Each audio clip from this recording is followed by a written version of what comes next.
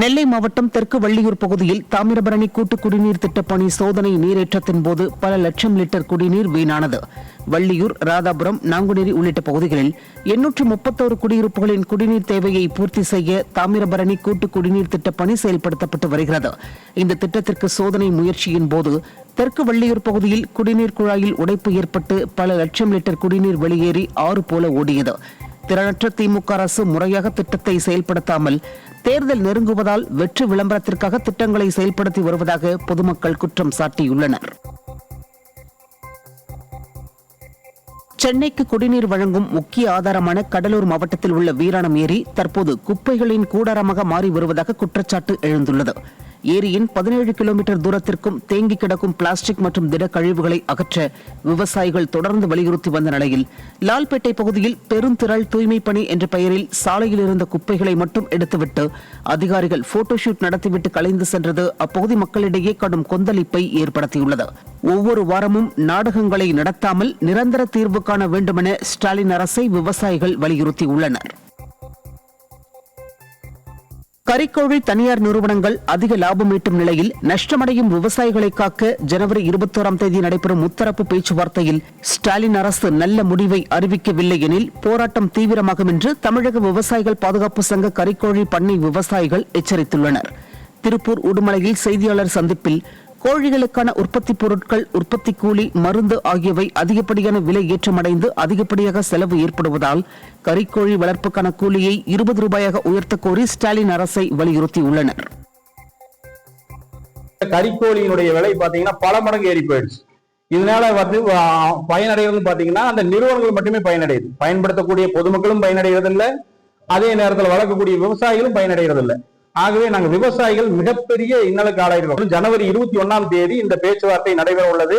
இந்த பேச்சுவார்த்தையில் நாங்கள் வைத்துள்ள கோரிக்கையானது கறிக்கோழி வளர்ப்புக்கு ரூபாய் 20 ரூபாய் வேணும்னு கேட்டிருக்கோம். அந்த கூலியை அரசு கண்டிப்பா கொடுக்கணும் அப்படிங்கிற கோரிக்கையை வலியுறுத்தி இன்னைக்கு தமிழ்நாடு முழுவதும் இருக்கக்கூடிய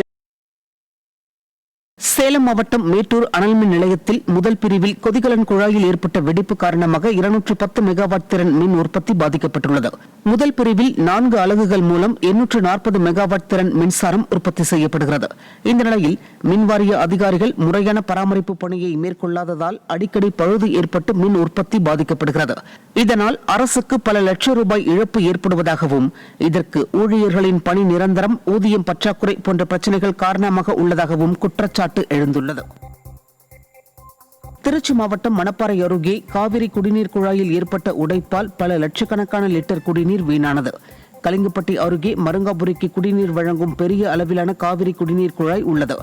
மிகவும் சேதமடைந்து காணப்படும் இந்த குழாயில் அவ்வப்போது உடைப்பு ஏற்பட்டு குடிநீர் வீணாவது தொடர்கதையாகும் நிலையில் விடியாத திமுக அரசின் குடிநீர் வழங்கல் துறை நிரந்தர தீர்வுக்கான உரிய நடவடிக்கை எடுக்காமல் பேட்ச் ஒர்க் செய்து வருவதாக பொதுமக்கள் குற்றம் சாட்டுகின்றனர். தமிழர் திருநாளாம் பொங்கல் பண்டிகை வரும் 15ஆம் தேதி கொண்டாடப்பட உள்ள நிலையில் தூத்துக்குடி காய்கறி சந்தைக்கு கரும்பு வரத்து தற்போது தொடங்கியுள்ளது. மதுரை மாவட்டம், மேலூர் உள்ளிட்ட பல்வேறு பகுதிகளிலிருந்து கரும்புகள் லாரிகள் மூலம் கொண்டுவரப்படுகின்றன. தற்போது 15 கரும்புகள் கொண்ட ஒரு கட்டு 500 ரூபாய் வரை விற்பனை செய்யப்படுகிறது. குறிப்பாக புதுமண தம்பதிகளுக்கு சீர்வரிசை வழங்குபவர்கள் மற்றும் சிறு வியாபாரிகள் ஆர்வத்துடன் கரும்புகளை வாங்கிச் செல்கின்றனர். வரும் நாட்களில் கரும்பு வரத்து மேலும் அதிகரிக்கும் என்பதால் விலை சற்று குறைய வாய்ப்புள்ளதாக வியாபாரிகள் தெரிவித்துள்ளனர்.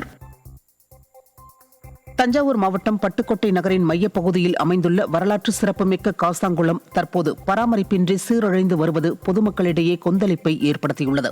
அதிமுக ஆட்சியில் சுமார் 45 லட்சம் ரூபாய் நிதியில் நடைபாதை மற்றும் பாதுகாப்பு வேலிகளுடன் இந்த குளம் அழகுபடுத்தப்பட்டது. திமுக ஆட்சி பொறுப்பேற்று 4.5 ஆண்டுகள் ஆகியும் நகராட்சி அலுவலகம் அருகிலேயே உள்ள இந்த குளத்தை சீரமைக்க நகர்மன்ற தலைவரோ அல்லது அதிகாரிகளோ எந்த நடவடிக்கையும் எடுக்கவில்லை என அப்பகுதி மக்கள் குற்றம் சாட்டுகின்றனர்.